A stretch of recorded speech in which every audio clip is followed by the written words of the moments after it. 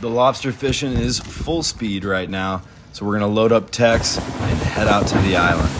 It's a beautiful run, takes about an hour and a half. Got some dolphins along the way, riding the bow, always fun. Pulled up those hoop nets, and sure enough, we got some bugs. Let's check out the size of these guys. Threw away the smalls and took the bigs to shore. Got some fire going, and we're gonna grill them up in their own shell. You see, I don't like to cook them in a pot. It's just kind of one more thing to clean. This shell is the perfect thing to steam them in. Plus the juices from the body help add flavor to the meat of the tail. You can't find a good split top bun out here on the West Coast, so I'm just gonna do my own with some Hawaiian sweet rolls. And there it is, Bob's your uncle ripped that tail apart, split it in half, and add the meat to the butter.